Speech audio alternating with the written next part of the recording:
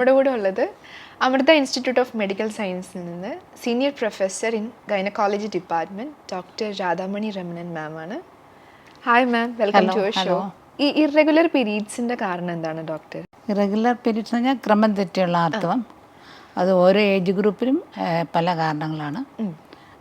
ഉദാഹരണത്തിന് normal cycle എന്ന് പറയുമ്പോൾ ഒരു 24 to 38 ഡേയ്സിനുള്ളിൽ വരുന്ന പീരീഡ്സിനാണ് നോർമൽ ആയിട്ട് കണക്കാക്കുന്നത്.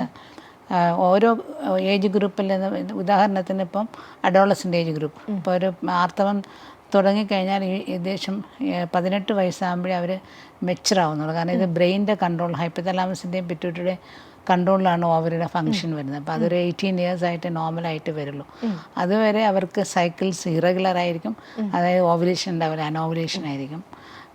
എന്നിരുന്നാൽ തന്നെയും പ്രത്യേകിച്ച് ആദ്യത്തെ മാസം വരെ തുടങ്ങുമ്പോൾ തന്നെ ബ്ലീഡിങ് കൂടുതലുണ്ടെങ്കിൽ അവർക്ക് ബ്ലീഡിങ് ഡിസോർഡേഴ്സ് റൂൾ ഔട്ട് ചെയ്യണം. ലൈക്ക് ഇത്ര റേറ്റഡ് കുറവാണോ, അല്ലെങ്കിൽ ബ്ലഡ് ക്ലോട്ട് ചെയ്യുന്ന ഫാക്ടേഴ്സ്, ഫാക്ടർ 8ൻ്റെ മില്ലി ബ്രാൻഡ് ഫാക്ടർ അതൊക്കെ കുറവാണോ, അല്ലെങ്കിൽ ക്രോണിക് ലിവർ ഡിസീസ് ആണോ, റീനൽ ഡിസീസ് ആണോ, ഈവൻ ലുക്കീമിയ വരെ നമ്മൾ റൂൾ ഔട്ട് ചെയ്യേണ്ടി വരും. അല്ലെങ്കിൽ അവർക്ക് PCOD ആണോ, തൈറോയിഡിൻ്റെ ഡെഫിഷ്യൻസി ഉണ്ടോ, ക്രോണിക് റീനൽ ഡിസീസ്, ഇങ്ങനെയൊക്കെയുള്ള റൂൾ ഔട്ട് ചെയ്തിട്ട് ഇതൊന്നും ഇല്ല എന്ന് ഉറപ്പാക്കിയതിന് ശേഷം ഈ സൈക്കിൾസ് അനോവുലേറ്ററി ആണെന്നും അമ്മേനെ കുട്ടീനെ റീഅഷ്യൂർ ചെയ്യണം. നമ്മൾ ഹീമോഗ്ലോബിൻ നോക്കണം. നമ്മൾ അത് കുട്ടിക്ക് ഹീമോഗ്ലോബിൻ കുറവില്ലെങ്കിൽ റീഅഷ്യൂർ ചെയ്ത് അയൺ സപ്ലിമെൻറ്റ്സ് കൊടുത്താൽ മതിയാവും. അതേസമയം ഹീമോഗ്ലോബിൻ കുറവാണെന്നുണ്ടെങ്കിൽ നമ്മൾ കുട്ടിയുടെ പഠിത്തത്തിനെയൊക്കെ ബാധിക്കും. അപ്പോൾ അത് നമ്മൾ അതിനനുസരിച്ച് അനോവുലേഷൻ ആകുമ്പോൾ ഒരു ഹോർമോൺ ഓവുലേഷൻ നടന്നാലേ പ്രൊജസ്ട്രോൺ ഹോർമോൺ ഉണ്ടാവുള്ളൂ ബോഡിയിൽ. അപ്പോൾ ആ ഹോർമോൺ സപ്ലിമെൻറ്റ് ചെയ്യണം. അതിന് കുഴപ്പമില്ല. അത് വളരെ കൂടുതൽ സിവിയറായിട്ട് ഹീമോഗ്ലോബിൻ കുറവാണെങ്കിൽ, ഇപ്പോൾ എക്സാമ്പിൾ 7 ഗ്രാം കുറവൊക്കെ ആണെങ്കിൽ അവർ അഡ്മിറ്റ് ചെയ്ത് ബ്ലഡ് ട്രാൻസ്ഫ്യൂഷൻ അതിനനുസരിച്ച് ടാബ്ലറ്റ്സിൻ്റെ ഡോസ് കൂട്ടി കൊടുക്കുക, അല്ലെങ്കിൽ ഇഞ്ചെക്ഷൻസ് കൊടുത്തുമൊക്കെ ബ്ലീഡിങ് കൺട്രോൾ ചെയ്യാൻ പറ്റും. വളരെ അപൂർവം മാത്രമേ ചെറിയ കുട്ടികൾക്ക് DNC വേണ്ടി വരത്തുള്ളൂ. അത് സ്കാൻ വഴി എന്തെങ്കിലും യൂട്രസിൻ്റെ ലൈനിങ് ഭയങ്കര കട്ടിയുണ്ടെന്ന് തോന്നിയാൽ മാത്രം ട്യൂബർക്ലോസിസ് റൂൾ ഔട്ട് ചെയ്യണം. അതേസമയം reproductive age group perimenopausal age, അതായത് ഒരു 49 മുന്നേ ഉള്ള പ്രായം, റീപ്രൊഡക്റ്റീവ് ഏജ് ഗ്രൂപ്പിൽ ഉള്ള കാരണങ്ങൾ നമുക്ക് ഇറഗുലർ പീരീഡ്സ് വരുമ്പോൾ നമ്മൾ ചിലപ്പോൾ ഒരു പോളിപ്പ് ലൈക്ക് ഗ്രോത്ത് ഉള്ളിൽ നിന്ന് ഗർഭാശയ ഗളത്തിലേക്ക് അല്ലെങ്കിൽ യോനിയിലേക്ക് തൂങ്ങി നിൽക്കുന്നുണ്ടാവാം. അതല്ലെങ്കിൽ ഒരു ഫൈബ്രോയിഡ് തന്നെ പലതരമുണ്ട്. ഉള്ളിലോട്ട് വളരുന്ന ഫൈബ്രോയിഡും ചിലപ്പോൾ അൾസറേഷൻസോ അല്ലെങ്കിൽ ഇൻഫെക്ഷൻസോ ഉണ്ടായിട്ട് ഇറഗുലർ ബ്ലീഡിങ് ഉണ്ടാവാൻ സാധ്യതയുണ്ട്. അപ്പോൾ പിന്നെ ഇതുമാതിരി തന്നെ ഒബീസ് ആയിട്ടുള്ളവരോ PCO ആയിട്ടുള്ളവർക്കോ ഓവുലേഷൻ നടക്കുന്നില്ലെങ്കിൽ സൈക്കിളിൽ കൂടും. അപ്പം 3 മാസം 2 മാസം 3 മാസം പീരീഡ്സ് വരാതിരുന്നിട്ട് പിന്നെ ഹെവി ആയിട്ട് ബ്ലീഡിങ് വരും. അപ്പോൾ അപ്പോൾ അങ്ങനെയുള്ളവർക്ക് നമ്മൾ സ്കാൻ വഴി നമുക്ക് കണ്ടുപിടിക്കാം. അല്ലെങ്കിൽ ആദ്യത്തെ എക്സാമിനേഷൻ, ക്ലിനിക്കൽ എക്സാമിനേഷനും പിന്നെ അൾട്രാസൗണ്ട് എക്സാമിനേഷൻ വഴി എന്താണ് കാര്യമെന്ന് കണ്ടിട്ട് അതിനനുസരിച്ചുള്ള ട്രീറ്റ്മെൻറ്റ്. ഉദാഹരണത്തിന് ന്യൂട്രസിൻ്റെ ലൈനിങ്ങിന് നോർമലി ഒരു കട്ടിയുണ്ട്, എൻഡോമെട്രിയൽ തിക്നെസ് ഒരു 12 millimeter കൂടുതലാണെങ്കിൽ നമ്മൾ സാമ്പിൾ ചെയ്തിട്ട് എന്ത് കാരണം ഹോർമോണൽ വേരിയേഷൻസും ഉള്ള അതെല്ലാം ഒരു ക്യാൻസറിൻ്റെ പ്രീമാരിൻ കണ്ടീഷനാണോ എന്ന് നോക്കണം. പിന്നെ അതുമാതിരി തന്നെ യങ്ങർ ഏജ് ഗ്രൂപ്പിൽ അഗെയിൻ ഇറഗുലർ ബ്ലീഡിങ്, ചിലപ്പം ക്യാൻസർ സെർവിക്സ് കാണാനോ അല്ലെങ്കിൽ പോസ്റ്റ്കോയിറ്റൽ ബ്ലീഡിങ്, അങ്ങനെയൊക്കെ അതും ഒരു എക്സാമിനേഷൻ വഴി കണ്ടുപിടിക്കാൻ പറ്റും. പിന്നെ അതുമാതിരി മാസം വരെ നിന്നതിന് ശേഷമുള്ള ബ്ലീഡിങ് ആണെന്നുണ്ടെങ്കിൽ അത് നമ്മൾ നിസ്സാരമായിട്ട് കണക്കാക്കരുത്. അവർ നമ്മുടെ ഹിസ്റ്ററി വല്ല എന്തെങ്കിലും ഡ്രഗ്സ് കഴിക്കുന്നുണ്ടോ, എക്സാമ്പിൾ അവർ ഏതോ ബ്രസ്റ്റ് ക്യാൻസർ ഉണ്ടായിരുന്നു, ടമോക്സിഫൻ കഴിക്കുന്നുണ്ടോ, അതല്ലെങ്കിൽ അവർക്ക് ഹോർമോൺ റീപ്ലേസ്മെൻറ്റ് തെറാപ്പി എടുക്കുന്നുണ്ടോ, അങ്ങനെ നോക്കണം. അതൊന്നും ഇല്ലയെന്നുണ്ടെങ്കിൽ അത് ഹിസ്റ്ററി അങ്ങനെ എടുത്തിട്ട് എക്സാമിനേഷൻ കഴിഞ്ഞിട്ട് അവർക്ക് ഇതുമാതിരി തന്നെ നമ്മൾ ക്ലിനിക്കൽ എക്സാമിനേഷന് ശേഷം അൾട്രാസൗണ്ട് നോക്കണം. അപ്പം നോർമലി ഒരു മാസം വരെ നിന്ന സ്ത്രീകൾക്ക് യൂട്രസിൻ്റെ ലൈനിങ് ഒരു 4 millimeter വരെ അതിൻ്റെ ഒരു കട്ട് ഓഫ് വാല്യൂ ഉണ്ട്. അപ്പോൾ മാക്സിമം ടമോക്സിഫൻ എന്ന ഗുളിക ബ്രസ്റ്റ് ക്യാൻസർ എടുക്കാൻ 8 millimeter വരെ വരാൻ പാടും. അതിൽ കൂടുതലുണ്ടെങ്കിൽ നമ്മൾ സാമ്പിൾ എടുത്തിട്ട് മാലിഗ്നൻസിയിലേക്കുള്ള തുടക്കമാണോ അതല്ല വെറും ഹോർമോണൽ ചേഞ്ചസ് ഉള്ളതെന്ന് ഉറപ്പ് വരുത്തുക. അപ്പോൾ ഓരോ ഏജ് ഗ്രൂപ്പിലും പല കാരണങ്ങൾ കൊണ്ടാണ് ഇറഗുലർ ബ്ലീഡിങ് ഉണ്ടാകുന്നത്. ഓക്കെ, ഇപ്പോൾ ഈ ആർത്തവ സമയത്ത് സ്ത്രീകൾ എക്സസൈസ് ചെയ്യുന്നു, അതെന്താണ്, അത് ചെയ്യാൻ പാടുമോ? ഓവർ എക്സസൈസ് എല്ലാ ജോലികളും ചെയ്യും. നമുക്കിതൊരു നോർമൽ ഫിസിയോളജിക്കൽ, ഇപ്പോൾ ഞങ്ങൾ വർക്ക് ചെയ്യുന്നുണ്ടല്ലോ, നമ്മളങ്ങനെ വളരെ കുറച്ച് പേർക്ക് ഉള്ളത് ഭയങ്കര സിവിയർ ഡിസ്മെനോറിയ അല്ലെങ്കിൽ സിവിയർ ബ്ലീഡിങ് അങ്ങനെ ഉണ്ടെങ്കിൽ അവർക്ക് വർക്ക് ചെയ്യാൻ പറ്റില്ല. അല്ലാതുള്ളവർക്ക് നോർമലായിട്ടുള്ള ഒരു പ്രോസസ്സായിട്ട് കണക്കാക്കി ഓവർ എക്സസൈസ് ചെയ്യാതിരിക്കുന്നതാണ് നല്ലത്. ഇപ്പം ജിമ്മിലൊക്കെ പോയി വെയിറ്റ് ട്രെയിനിങ് ഒക്കെ ചെയ്യുന്ന ട്രെയിനിങ് ആ ദിവസം ഒഴിവാക്കുന്നതായിരിക്കും നല്ലത്. കാരണം ചിലർക്ക് ഫ്ലഡിങ് അത് തന്നെ ബ്ലീഡിങ് കൂടുതലുണ്ടാവും നമുക്ക്. കാരണം എന്തുമായാലും യൂട്രസിനുള്ള ലൈനിങ് ഷെഡ് ചെയ്യുമ്പോൾ വെസൽസ് തുറന്നിരിക്കും. അപ്പോൾ അത് നമ്മൾ ഓവർ എക്സസൈസ് ഒഴിവാക്കുന്നതായിരിക്കും നല്ലത്. ഒരു നോർമൽ ആയിട്ടുള്ള ഒരു സ്ത്രീക്ക് എത്ര വയസ്സ് തൊട്ട് എത്ര വയസ്സ് വരെ ആയിരിക്കും മെൻസ്ട്രേഷൻ ഉണ്ടാവുക? ഇപ്പം നമ്മൾക്ക് നേരത്തെയൊക്കെ 13-14 വയസ്സായിരുന്നെങ്കിലും ഇപ്പോഴത്തെ ഡയറ്റ് ഹാബിറ്റ്സ്, കുട്ടികളുടെ അമിതവണ്ണം, അല്ലെങ്കിൽ വേറെ ഇങ്ങനെ കുറേ ഇപ്പോഴത്തെ ന്യൂവർ ഫുഡ്സൊക്കെ കഴിക്കുന്നത് നേരത്തെ തന്നെ അവർക്ക് 9 വയസ്സിൽ തന്നെ പീരിയഡ്സ് വരുന്ന തുടങ്ങിയത്. എഗെയിൻ നമ്മൾ നേരത്തെയൊക്കെ ഒരു 50 ഇയേഴ്സ് ആകുമ്പോൾ മിനപ്പോസ് ആവുമെങ്കിലും ചില സ്ത്രീകൾക്ക് ഇപ്പോഴും ഒരു 55 വരെ മാക്സിമം നമുക്ക് നോക്കാം. അതിനുശേഷം പിന്നെ ബ്ലീഡിങ് കൊണ്ട് ഇവാലുവേറ്റ് ചെയ്യണം. ഓക്കെ. ഇപ്പോൾ നേരത്തെ തുടങ്ങുന്നത് കൊണ്ടായിരിക്കുമോ നേരത്തെ അവസാനിക്കുന്ന ഒരു അവസ്ഥ? അങ്ങനെയില്ല, നേരത്തെ തുടങ്ങുന്നതുകൊണ്ട് നേരത്തെ നിൽക്കുന്നത് അല്ല. ഓവറിക്ക് ഒരു സ്റ്റോക്കുണ്ട്, പക്ഷെ നേരത്തെ തുടങ്ങുന്നതുകൊണ്ട് നേരത്തെ നിൽക്കുന്നത് അങ്ങനെ പറഞ്ഞു കേട്ടിട്ടില്ല. ഓക്കെ. ഇപ്പം ഈ ആർത്തവവിരാമം സംഭവിച്ച സ്ത്രീകൾക്ക് ഭാവിയിലേക്ക് അവരുടെ എന്തെങ്കിലും ഡിയാൻസ് എന്തെങ്കിലും ചെയ്ത് അവരുടെ യൂട്രസ് സേഫ് ആണോ എന്ന് അങ്ങനെ എന്തെങ്കിലും നമ്മൾ ചെയ്ത്? അല്ല, അവർക്ക് ഇപ്പം നമുക്ക് യൂഷ്വലി മാസം വരെ നിന്നവർ ഇപ്പോൾ ഹെൽത്ത് ക്ലിനിക്കിൽ മിക്കവാറും പേർക്കും ഇപ്പം ഓഫീസുകളിൽ ജോലി ചെയ്യുന്നവർക്ക് തന്നെ അവർക്ക് അലൗഡാണത് ഹെൽത്ത് ക്ലിനിക്കിൽ പോകണം എന്നുള്ള കാര്യം. അപ്പോൾ ഹെൽത്ത് ക്ലിനിക്കിൽ പോകുമ്പോൾ നമുക്ക് കണ്ടുപിടിക്കാൻ പറ്റും എന്തെങ്കിലും മീൻസ് പ്രശ്നങ്ങളൊന്നും ഇല്ലാത്ത ഒരാൾക്ക്, നോർമലായിരിക്കുന്ന ഒരാൾക്ക് എന്തെങ്കിലും പ്രശ്നമുണ്ടോ എന്ന് കണ്ടുപിടിക്കാൻ പറ്റും. അപ്പോൾ അതിന് പിന്നെ ഫാമിലി ഹിസ്റ്ററി എന്തെങ്കിലും മാലിഗ്നൻസി, ഫാമിലി ബ്രസ്റ്റ് ക്യാൻസറോ യൂട്രസ് ക്യാൻസറോ അങ്ങനെയൊക്കെ ഉള്ളവർ ഇയർലി എക്സാമിനേഷന് വിധേയമാവുന്നതാണ് നല്ലത്. ഓക്കെ ഡോക്ടർ, പെൺകുട്ടികൾ അനീമിക് ആവുന്നതിൻ്റെ കാരണം എന്താണ്? അപ്പം അങ്ങനെ സംഭവിച്ചാൽ തന്നെ അതിൻ്റെ പരിഹാരം എന്താണ്? പെൺകുട്ടികളെ വളർച്ച വരുന്ന ഒന്ന് എക്സസീവ് ബ്ലീഡിങ്, അമിത രക്തസ്രാവം തന്നെയായിരിക്കും ഒരു കാര്യം. രണ്ടാമത് അവരുടെ ഫുഡ് ഹാബിറ്റ്സ്. ചിലർക്ക് ഇപ്പോൾ എത്ര സൗകര്യം ഉണ്ടെങ്കിലും ചിലർക്ക് ചില സെലക്ഷൻ ഓഫ് ഫുഡ്സ് ഉണ്ട്. അപ്പോൾ അത് അയൺ കുറവുള്ള ഫുഡായിരിക്കാം. അപ്പോൾ അങ്ങനെ ആ ഡയറ്ററി ഹാബിറ്റ്സ്, മാൽ ന്യൂട്രീഷൻ അല്ലെങ്കിൽ അവർക്ക് കഴിക്കാനുള്ള ആ ഒരു സാഹചര്യം ഇല്ലായ്മ. പിന്നെ അതുമാതിരി തന്നെ ചിലർക്ക് നമുക്ക് അയൺ അബ്സോർപ്ഷൻ, നമ്മളിപ്പോൾ ആവശ്യത്തിന് ആഹാരം കഴിച്ചാൽ അയൺ അബ്സോർപ്ഷൻ നടക്കില്ല. അത് ഇൻഡസ്ട്രീൻ്റെ പ്രോബ്ലംസ്, ഇൻഫ്ലമേറ്ററി ബവൽ ഡിസീസ്, അങ്ങനെ എക്സാമ്പിൾ ക്രോൺസ് ഡിസീസ് അല്ലെങ്കിൽ മാൽ അബ്സോർപ്ഷൻ സിൻഡ്രോം, പെർനീഷ്യസ് അനീമിയ, അങ്ങനെയുള്ളവർക്ക് ബീറ്റൽ ഡെഫിഷ്യൻസി അങ്ങനെ വരാം. പിന്നെ പെൺകുട്ടികൾക്ക് ഇതിന്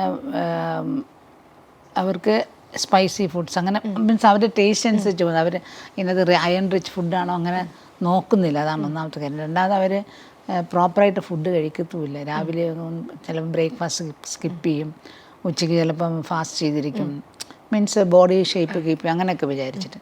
അതൊക്കെ പിന്നെ അല്ലെങ്കിൽ ഇൻഫെസ്റ്റേഷൻ, വേം ഇൻഫെസ്റ്റേഷൻ ആവാം. പിന്നെ നമ്മൾ കാണുന്നത് എൻഡമിക് ഏരിയാസിൽ ഇങ്ങനെ abnormal haemoglobin, sickle cell anaemia, അല്ലെങ്കിൽ ഇപ്പോൾ വെസ്റ്റേൺ കൺട്രീസിൽ മഹാരാഷ്ട്ര അങ്ങനെയുള്ള സ്ഥലത്തൊക്കെ പിന്നെ അപ്പം പ്രത്യേകം സിക്കിൾ സെൽ അനീമിയ അല്ലെങ്കിൽ ഹീമോഗ്ലോബിനോപ്പതീസ് അല്ലെങ്കിൽ അങ്ങനത്തെ അങ്ങനെയും അനീമിയ വരാം. പിന്നെ അനീമിയ വരുമ്പോൾ എന്തുവായാലും നമ്മൾ ഒരു അനീമിയ വളർച്ച കാണുമ്പോൾ നമ്മൾ അത് എക്സാം ചെയ്ത് ഇവാലുവേറ്റ് ചെയ്യണം എന്തുകൊണ്ടാണ് ഈ അനീമിയ. ഈവൻ ചിലപ്പോൾ ലുക്കീമിയ ആവാം. ഓക്കെ, മനസ്സിലായില്ലേ? അപ്പോൾ അനീമിയ വളരെ നിസ്സാരമായിട്ട് അങ്ങനെ കണക്കാക്കരുത്. അപ്പോൾ കാര്യങ്ങൾ കണ്ടപ്പോൾ ഈവൻ നമുക്ക് ചിലപ്പോൾ ബ്ലഡിൽ മോഷനിൽ കൂടെ ബ്ലഡ് പോകുന്നുണ്ടാവും.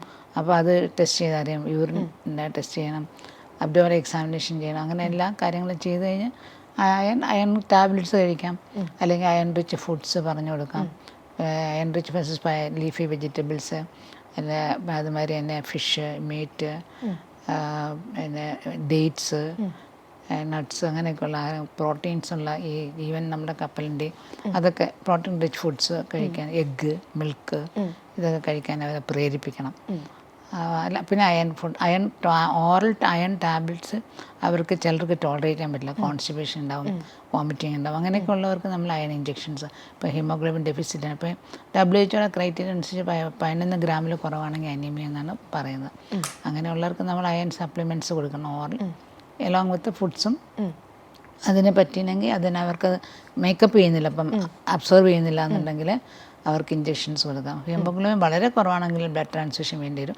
അങ്ങനെ ബ്ലഡ് ട്രാൻസ്ഫ്യൂഷൻ വേണ്ടി വരികയാണെങ്കിൽ പെരിഫറൽ സ്മിയർ ബ്ലഡ് അനാലിസിസ് ചെയ്തിട്ട് എന്തെങ്കിലും വേറെ തകരാറുണ്ടോ എന്നുള്ള, തലാസീമിയ ആണോ, സിക്കിൾ സെല്ലോ, അല്ലെങ്കിൽ ഈവൻ ലുക്കീമിയ, ഇതൊക്കെ റൂൾ ഔട്ട് ചെയ്യണം. ഇപ്പോൾ ഈ അയൺ ഡെഫിഷ്യൻസി കൊണ്ടായിരിക്കുമോ കൂടുതലായിട്ട് ഈ അനീമിയ വരുന്നത്? അല്ല, അയൺ ഡെഫിഷ്യൻസി ആണല്ലോ അനീമിയ. സാധാരണ അയൺ ഡെഫിഷ്യൻസി അനീമിയാണ്. പിന്നെ അതിൻ്റെ ഒപ്പം ഫോളിക് ആസിഡും ഡെഫിഷ്യൻസികൾ വരുമ്പോൾ മെഗലോബ്ലാസ്റ്റിക് അനീമിയ എന്നാണ് പറയുന്നത്. ബീറ്റൽ ഡെഫിഷ്യൻസി കൊണ്ടും അനീമിയ വരാം. അപ്പം കോമൺ ആയിട്ട് കാണുന്നത് അയൺ ഡെഫിഷ്യൻസി അനീമിയ. ഡോക്ടർ, ഈ പ്രഗ്നൻ്റ് ആയ സ്ത്രീകൾ പപ്പായ കഴിക്കരുത്, പൈനാപ്പിൾ കഴിക്കരുതെന്ന് കേട്ടിട്ടുണ്ട്. ഇതിൻ്റെയൊക്കെ ശാസ്ത്രീയ വശം എന്താണ്?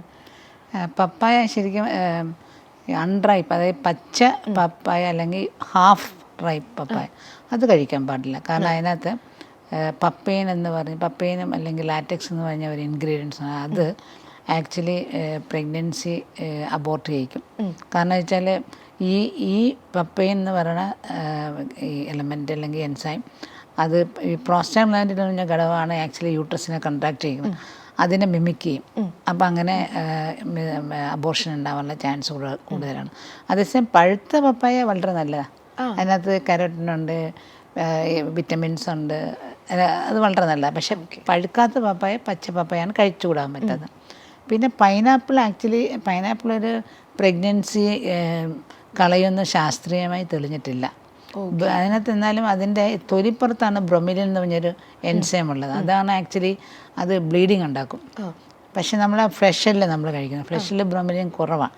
അതുകൊണ്ട് തന്നെ അത് പ്രഗ്നൻസിയെ സാരമായി ബാധിക്കുന്നു ഇതുവരെ ശാസ്ത്രീയമായി തെളിയിച്ചിട്ടില്ല. ഈ മെൻസ്ട്രേഷൻ സ്റ്റാർട്ട് ചെയ്യുന്ന കുട്ടികളുണ്ടല്ലോ, അപ്പോൾ അവർക്ക് ഒരു അയൺ ഡെഫിഷ്യൻസി വരാതിരിക്കാൻ, അല്ലെങ്കിൽ അവർക്ക് ആ ഒരു തുടക്ക സമയത്ത് ശരീരത്തിൽ പെട്ടെന്ന് മേക്കപ്പ് ചെയ്ത് എടുക്കാൻ പറ്റില്ലല്ലോ, അപ്പോൾ എന്തെങ്കിലും സപ്ലിമെൻറ്റ്സ് നമ്മൾ എക്സ്ട്രാ കൊടുക്കേണ്ടതുണ്ടോ? അയൺ ഞാൻ പറഞ്ഞില്ല, നേരത്തെ സൂചിപ്പിച്ചല്ലോ, ഹീമോഗ്ലോബിൻ 10 ഉണ്ടെങ്കിൽ, 10 വരെ ഉണ്ടെങ്കിൽ നമുക്ക് അവർക്ക് അയൺ ടാബ്ലറ്റ്സ് റീഅഷ്യൂർ ചെയ്തിട്ട് അയൺ ടാബ്ലറ്റ്സ് കൊടുക്കാം. അയൺ ടാബ്ലറ്റ് കൊടുത്ത് നമ്മളൊരു 3 വീക്സ് ടൈം എടുക്കുക. അയൺ ടാബ്ലറ്റ്സ് കൊടുത്താലും ഇഞ്ചക്ഷൻ എടുത്താലും അതൊന്ന് ഇമ്പ്രൂവ് ചെയ്യാൻ വേണ്ടിയിട്ട്. അപ്പോൾ അങ്ങനെ ഇമ്പ്രൂവ് ചെയ്യുന്നതിൽ അതിനുള്ള അതോടൊപ്പം തന്നെ അവർക്ക് ഡയറ്റൂടെ പറഞ്ഞു കൊടുക്കണം. ബീട്രൂട്ട്, ക്യാരറ്റ്, ലീഫി വെജിറ്റബിൾസ്, അങ്ങനെ iron rich foods, even iron യൂട്ടൻസിൽസിൽ കുക്ക് ചെയ്യാൻ കൂടി അമ്മമാർക്ക് നിർദ്ദേശം കൊടുക്കണം. ഡോക്ടർ, ഈ ഹൈ വെജൈനൽ ഡിസ്ചാർജ് വരാനുള്ള കാരണം എന്താണ്? ഹൈ വെജൈനൽ എന്നല്ല പറയേണ്ടത്, ആക്ച്വലി എക്സസീവ് വെജൈനൽ ഡിസ്ചാർജ്. അതിപ്പോൾ നമ്മൾ നോർമൽ ഡിസ്ചാർജ് എന്താണെന്ന് അറിയണം. നോർമൽ ഡിസ്ചാർജ് നോർമലി ഇപ്പം ഒരു ഹോർമോണൽ വേരിയേഷൻസ് അനുസരിച്ച് നമുക്ക് മാസം വരയുടെ സമയത്ത് കുറച്ച് നോർമൽ ഡിസ്ചാർജ് ഉണ്ട്. അപ്പോൾ പ്രത്യേകിച്ച് ഓവുലേഷന് മുന്നേ അത് വളരെ തിന്നായിട്ട് plenty of copious vaginal discharge ഉണ്ടാവാറുണ്ട്. അത് ഓവുലേഷൻ ഉണ്ടാവും എന്നുള്ളൊരു സൂചന നല്ലതുമാണത്. അതിന് സ്മെല്ലോ അല്ലെങ്കിൽ ബാഡ് സ്മെല്ലോ അങ്ങനെ ഒന്നും ഉണ്ടാവില്ല. അതുപോലെ തന്നെ മെൻസ്ട്രേഷന് മുമ്പും വാട്ടറി ഡിസ്ചാർജ് ഉണ്ടാവാറുണ്ട്, അല്ലെങ്കിൽ വൈറ്റ് ഡിസ്ചാർജ് ഉണ്ടാവും. അത് ആക്ച്വലി കണ്ടീഷൻ കൊണ്ട്, അതായത് ബ്ലഡ് സപ്ലൈ സർക്കുലേറ്ററി വാസ്കുലാരിറ്റി കൂടുതലുണ്ടായതുകൊണ്ടാണ് അങ്ങനെ വരുന്നത്. അതേസമയം ഡിസ്ചാർജ് ഒന്ന് ഒരു കംപ്ലൈൻ്റ് ആയിട്ട് ഒരു സ്ത്രീ വരുമ്പോൾ അതിന് പല കാരണങ്ങളുണ്ട്. അപ്പോൾ എക്സാമ്പിൾ ഒരു ഫംഗൽ ഇൻഫെക്ഷൻ, മൊണില ഇൻഫെക്ഷൻ എന്നതിന് പറഞ്ഞാൽ കാൻഡിഡിയാസിസ്. അപ്പോൾ അത് തന്നെ ചില റിസ്ക് ഫാക്ടേഴ്സ് ഉണ്ട്. ഇപ്പോൾ ചിലപ്പോൾ ആൻറ്റിബയോട്ടിക്സ് കഴിക്കുന്നുണ്ടാവും, അല്ലെങ്കിൽ അവരൊരു ഇമ്മ്യൂണോ ഡെഫിഷ്യൻറ്റ് പേഷ്യൻ്റിലേക്ക് HIV ആയിരിക്കാം. അതല്ലാന്നുണ്ടെങ്കിൽ സ്റ്റീറോയിഡ്സ് കഴിക്കുന്നുണ്ടാവും, അല്ലെങ്കിൽ പ്രഗ്നൻസി ആവാം. അപ്പോൾ അങ്ങനെയുള്ളവർക്ക് ഈ മൊണിൽ ഇൻഫെക്ഷൻ അല്ലെങ്കിൽ ഫംഗൽ ഇൻഫെക്ഷൻ ചാൻസ് കൂടുതലാണ്. ഡയബറ്റീസ് ആൾക്കാർക്ക്. അപ്പോൾ അത് നമുക്ക് ആ ഇൻഫെക്ഷൻ, ആ ഡിസ്ചാർജ് കാണുമ്പോൾ തന്നെ ഇത് മൊണീലിയാസിസ് എന്ന് അറിയാൻ പറ്റും. കാരണം തിക്ക് കേർഡി വൈറ്റ്, അതായത് നമ്മളെ തൈര് എങ്ങനെ ഇരിക്കുന്നത് അതുമാതിരി അങ്ങനത്തെ. അപ്പോൾ അതിൻ്റെ സ്പെസിഫിക് ട്രീറ്റ്മെൻറ്റ് അത് ശരിക്കും അതിൻ്റെ ഒരു പൊട്ടാഷ്യം ഹൈഡ്രോക്സൈഡ് ചേർത്ത് ട്രീറ്റ് ചെയ്തത് ഉറപ്പാക്കണമെന്നില്ല. അത് കാണുമ്പോൾ തന്നെ നമുക്ക് മനസ്സിലാവാനൊപ്പം തന്നെ പുറമേ ഈ ഡിസ്ചാർജ് കാരണം വെറ്റായിട്ടുണ്ട്, എസ്കോറേഷൻസ് ഉണ്ടാവും ചൊറിഞ്ഞിട്ട്. അപ്പോൾ അവർക്ക് അതിനുള്ള വെജൈനൽ ടാബ്ലറ്റ്സ് ഉണ്ട്, ആൻറ്റി ഫംഗൽ ട്രീറ്റ്മെൻറ്റ് എടുക്കാം. പിന്നെയുള്ള ട്രൈക്കോമോണസ് വെജൈനാലിസ് ഇൻഫെക്ഷനാണ്. അതൊരു പാരസിറ്റിക് ഇൻഫെക്ഷനാണ്. അപ്പോൾ അതിനകത്ത് യെല്ലോയിഷ് ഫ്രോത്തി ഡിസ്ചാർജാണ്, ഫൗൾ സ്മെല്ലിംഗ് ആണ്.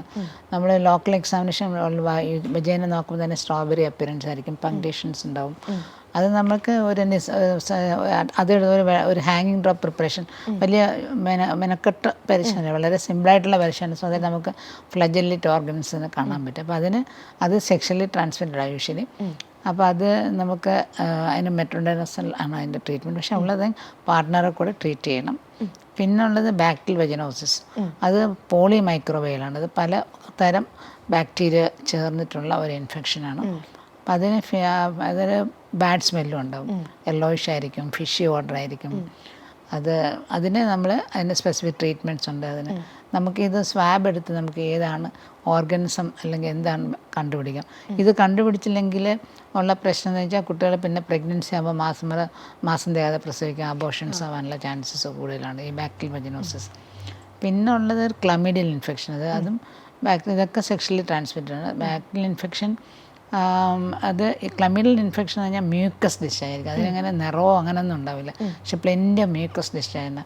അത് നമ്മൾ സാധാരണ ടെസ്റ്റിൽ കിട്ടത്തില്ല, എലിസ ടെസ്റ്റ് ചെയ്യാൻ വേണ്ടി അതും നമ്മൾ ഡോക്സൈക്ലിൻ കൊടുത്താൽ മതിയാവും. അങ്ങനെ സ്പെസിഫിക് ആയിട്ടുള്ള ഇൻഫെക്ഷൻ എന്താണെന്ന് കാണാൻ നമുക്ക് സ്വാബ് എടുത്ത് പരിശോധിക്കാം.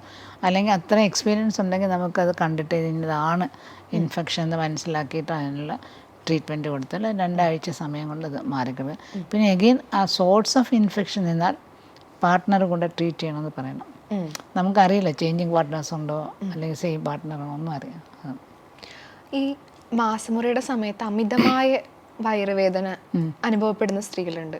പക്ഷെ അവർക്കത് ഇപ്പോൾ ഓഫീസിലൊക്കെ പോകേണ്ടതുള്ളത് കൊണ്ട് അവർ മരുന്നും കഴിക്കും. അപ്പം അങ്ങനെ വരുമ്പോൾ സ്ഥിരമായിട്ട് 1 പ്രാവശ്യം 2 പ്രാവശ്യം അല്ല, സ്ഥിരമായിട്ട് എല്ലാ പ്രാവശ്യം കഴിക്കുമ്പോൾ അത് ഭാവിയിൽ ആരോഗ്യത്തെ അങ്ങനെ ബാധിക്കില്ല. നമ്മൾ അങ്ങനെ ടാബ്ലറ്റ്സ് അധികം ദിവസം കഴിക്കണ്ട. അപ്പം അങ്ങനെ 2-3 കണ്ടീഷൻസാണ് ഹൊറിബിളായിട്ട് ഭയങ്കരമായിട്ട് ഡിസ്മെനോറിയ, അതായത് അവർക്ക് പീരീഡ്സിന് മുന്നേ തുടങ്ങും, പീരീഡ്സിന് മൊത്തം സമയം ഉണ്ടാവും, ഈവൻ പീരീഡ്സ് കഴിഞ്ഞ് നിൽക്കുക. അതിന് എൻഡോമെട്രോസിസ് എന്ന് പറഞ്ഞൊരു കണ്ടീഷനാണ്. അതായത് യൂട്രസിനുള്ളിലെ ലൈനിങ് സെൽസ് പുറമെ ഗ്രോ ചെയ്യുന്നു ഓവറിയിൽ.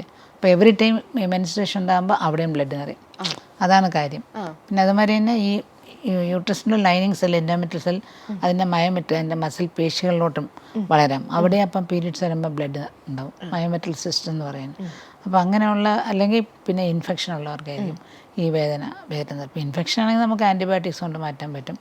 എൻഡോമെട്രോസിസ് ആണെങ്കിൽ നമുക്ക് അതിനുള്ള ചികിത്സ ഉണ്ട്, എങ്കിലും ഈ കൂടുതൽ വേദന ഉണ്ടാകുന്ന ഈ കണ്ടീഷൻസിലാണ്.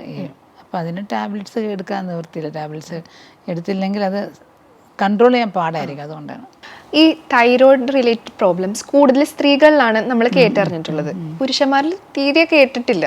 അതെന്തുകൊണ്ടാണ് അങ്ങനെ? അത് ഒന്ന് നമ്മുടെ ഈ ഗ്രോത്ത് സമയത്ത് അല്ലെങ്കിൽ പ്രഗ്നൻസി സമയത്തൊക്കെ തൈറോയ്ഡ് ഹോർമോൺസിൻ്റെ ആവശ്യമുണ്ട് ഒന്ന്. പിന്നെ ഇതൊരു ഓട്ടോ ഇമ്മ്യൂൺ ഡിസോർഡറാണ്. അപ്പോൾ അത് ഈസ്ട്രജൻ ഒരു റോളുണ്ട് അതിന്. അതുകൊണ്ടാണ് സ്ത്രീകൾക്ക് അഡോളസൻ്റ് ഏജ് ഗ്രൂപ്പ് പ്രഗ്നൻസിലൊക്കെ ഡിമാൻഡ് കൂടുതലാണ്. അപ്പോൾ ഡിമാൻഡ് കൂടുന്നതിനനുസരിച്ച് തൈറോയ്ഡ് ഗ്രന്ഥിയിൽ നിന്ന് അത് ഉണ്ടാവില്ല. അതാണ് ഒരു മെയിൻ കാര്യം. ഇത് ഈസ്ട്രജനിക് ഇഫക്റ്റാണ് ഈ ഒരു ഓട്ടോ ഇമ്മ്യൂൺ ഡിസോർഡറിലേക്ക് ഇതിനെ കൊണ്ടുപോകുന്നത്. ഒരു 6:1 പ്രൊപ്പോർഷനാണ്, അല്ലെങ്കിൽ 9:1 ചിലർ, എന്ന് വെച്ചാൽ 9 പെൺകുട്ടികൾ കൊണ്ട് 1 ആൺകുട്ടിക്ക് അങ്ങനെ. പിന്നെ നമ്മൾ കൂടുതൽ കണ്ടുപോകുന്ന ഒരു സമയം നമ്മൾ എല്ലാവർക്കും ഇപ്പോൾ പ്രഗ്നൻസി ആകുമ്പോൾ തൈറോയ്ഡ് ടെസ്റ്റ് ചെയ്യണം. ആ ഒരു അവസരം മീൻസ് ടെസ്റ്റ് ചെയ്യുന്ന ഒരു അവസരം വരുന്നതുകൊണ്ട് ഡിറ്റക്ഷൻ റേറ്റ് കൂടുതലായിരിക്കും. അതുകൊണ്ടാണ് തിരിച്ചറിയാം. അതുപോലെ തന്നെ PCOD ഇന്ന് കോമൺ ആയിട്ട് കേൾക്കുന്ന ഒരാളാണ്, ഇല്ലാത്ത ആൾക്കാരാണ് ചുരുക്കം തോന്നുന്നു. ഇത് വരാനുള്ള കാരണം എന്താ? വരാനുള്ള കാര്യം ലൈഫ് സ്റ്റൈൽ മോഡിഫൈ. ഇതൊരു ജനറ്റിക് പ്രീഡിസ്പോസിഷൻ ഉണ്ട് എങ്കിലും ഫാമിലിയർ ക്ലസ്റ്ററിങ് ഉണ്ട് എങ്കിലും ഇതുമാതിരി അമിതവണ്ണം, എക്സസൈസ് കുറവ്, കാലറി കൂടുതലെടുക്കുക, ഒബീസിറ്റി ആവുക, ഇപ്പോഴത്തെ ജങ്ക് ഫുഡ്സ്, അതൊക്കെ കാരണം വെച്ചാൽ ഈ ഇങ്ങനെ വരാൻ സാധ്യതയുള്ള PCOD വരാൻ സാധ്യതയുള്ളവർക്ക് നോർമലി നമ്മുടെ ഹോർമോൺ ലെവൽസിൻ്റെ വേരിയേഷൻസ് ഉണ്ട്. നോർമലി നമുക്ക് ആദ്യം ഒരു മെൻസ്ട്രൽ സൈക്കിളിൽ FSH എന്ന് പറഞ്ഞാൽ ആ ഹോർമോൺ വന്നാണ് ഓവറിൽ ആക്ട് ചെയ്തിട്ട് ഫോളിക്കിൾസ് ഉണ്ടാക്കുകയും ഈസ്ട്രജൻ അവിടെ നിന്ന് ഉണ്ടാവുകയും ഒക്കെ ചെയ്യേണ്ടത്. അതാണ് യൂട്രസിൽ വന്ന് ആക്ട് ചെയ്യുന്നത്. അപ്പോൾ FSH അത് LH എന്ന് പറഞ്ഞ ഹോർമോൺ നോർമലി ഉണ്ടാകുന്ന ഓവുലേഷൻ സമയത്തിന് തൊട്ട് മുന്നെയാണ്. പക്ഷേ ഇങ്ങനെയുള്ളവർക്ക് LH ലെവൽ കൂടുതലായിരിക്കും. ഈ LH ലെവൽ കൂടുതലാവുന്നുണ്ട് ലൂട്ടനൈസ് ഹോർമോൺ എന്ന് പറയും.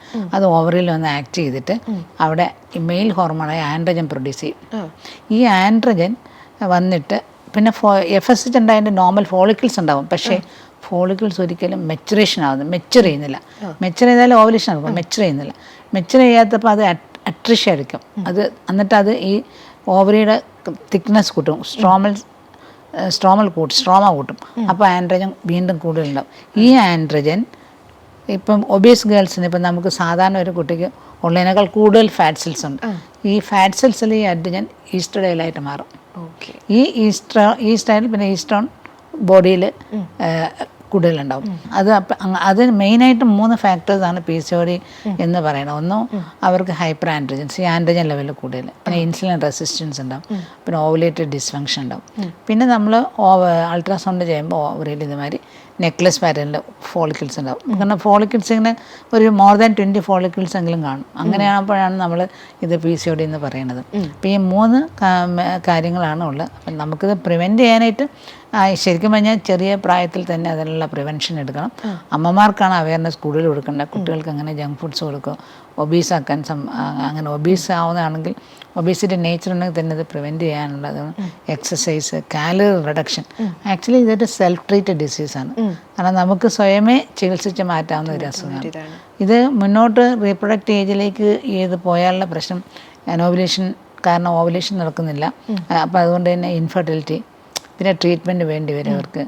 ഇഞ്ചെക്ഷൻസോ അല്ലെങ്കിൽ ഓവുലേഷൻ ഉണ്ടാക്കുന്ന ഡ്രഗ്സോ, അതിന് ലാസ്റ്റ് റിസോർട്ടായിട്ട് നമുക്ക് ലാപ്രോസ്കോപ്പി വഴി ഫോളിക്കിൾസ് പങ്ക്ചർ ചെയ്യേണ്ടി വരും.